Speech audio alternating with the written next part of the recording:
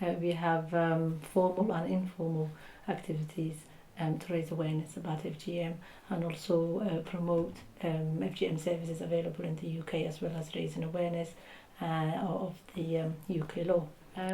The informal activities we do include sister circles, naming ceremonies we attend, and also henna nights. Henna night, yeah. As well as men-to-men discussions specific to men, and it's led by sheikh and champions who have been trained on engaging with men only. We've learned that in formal activities, women or young people tend to hold back what they want to say, how they feel about FGM, and also their views. So we had to go back and find out a way that we can engage with the practicing community, that they don't feel pressurized, that they feel relaxed and comfortable. FGM men-to-men discussions have originated from the sister circle discussions that we had, and it's important that men are involved in the campaign to end FGM. So the sessions are led by Brother Bashir, who's sheikh and also a champion, and what he does, he recruits young people to enable him to talk to other young people and also older generations. So the conversations is similar to what we do for women, and also enables men who have been affected by FGM to share their views and their experiences, especially those who had wives with type 3 FGM. You don't normally hear the pain it causes for men. So those activities provide space where they can share that, and also it promotes the FGM services again. If a young person is marrying to women who have type 3 FGM, it enables them to access that. We do tell them now it's against the law, it's violation of the child law, it's violation of a human rights of that particular person. So explaining the legislation to them, that you meet one or two that we said, oh, it's my child. It's your child, but this child is paramount. Before you bring the culture in, because people are saying that it's our culture, it's our tradition. You people are joining for them to take our culture away from us. It's part of education. You educate them, then you bring the health in it. When the health come in, then they will cool down. This is the 21st century. Can we modernize our tradition and culture? Let's stop naming our body. Sister circles as well. We do meet them in their homes, talk about FGM, or at times we have coffee mornings where they will drop, where they are comfortable to talk about FGM one-to-one or in group. It gives women an opportunity where they can share their own feelings and their own views. Every woman is affected with FGM differently. So if they are in a comfortable environment, they tend to open up.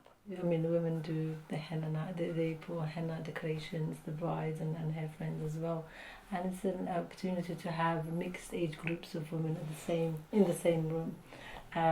Most of the discussions is around cultural aspects and also responsibility, expectations of when you marry into a new family, and also relationships, and that's where we talk about FGM and also promote FGM services here. Most of the work is done by community champions, and they have a lot of connections within the community.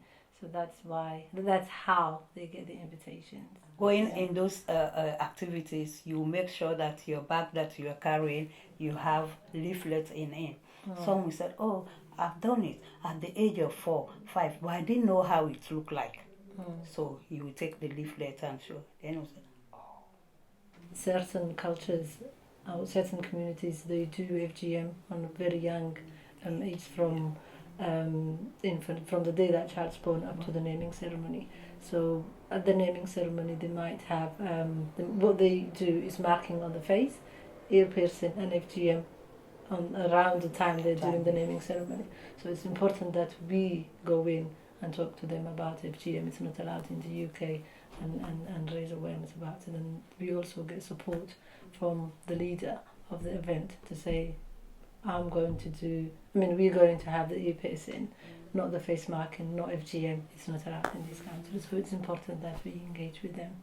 Mostly it starts with their own house, and then maybe friend's house, and then friends of friends' house. And by the time you get to number 4, number 5, you're very confident.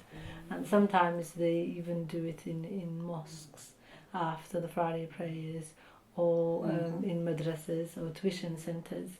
So as long as you find a corner place where you feel is confident, and you can have a deep conversation to people. That's what matters the most. We had a really good engagement with in markets, Saturday markets, especially around Peckham area. There's a lot of practicing community, so the champions go with their leaflets, and sometimes even when they get in their haircuts, they're just to start conversation about it, because you have an opportunity to bring up the subject. So it's just knowing your connections and the area that you're working with. People from the community don't connect FGM health related issues to the practice. So when we talk to them, most of them do share their own problems, or they talk about FGM in general without realizing that the back pain that they had or abdominal pain that they have is related to FGM. So it's important to raise that with them, and also if there are those, if they need any support, we invite them back here where they can access further support. If they need to be referred to FGM services, we do that as well. So it's important to engage with people from the practicing community, just so that they learn about FGM and also the law. You see someone who said, at night I fear my husband. So you open dialogue. That one too will take.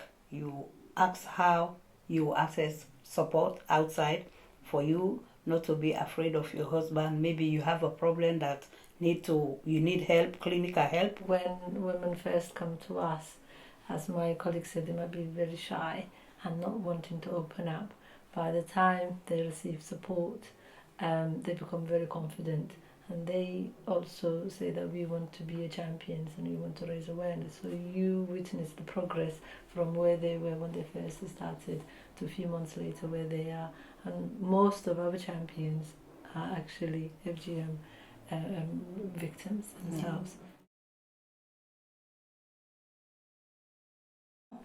I think you need to be more understanding of the practice itself, and also be non-judgmental, be open-minded of what people might say to you, both negative and positive, and not to hold against people, and also not to stigmatize the practicing community, and also not to differentiate. For example, if you want to speak with Somali community who have a high prevalence of type 3, when you go to Sierra Leone community or any other neighbouring community, you say, the Somalis do the worst kind of FGM.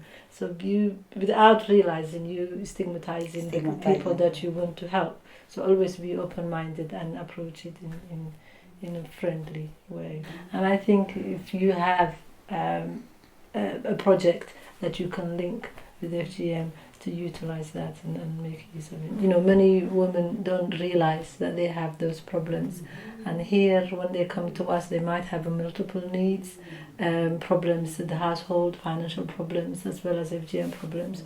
So listen to the women, understand their problems, and if they have a psychological support, make sure you provide that with someone who understands the practice and the effects it causes.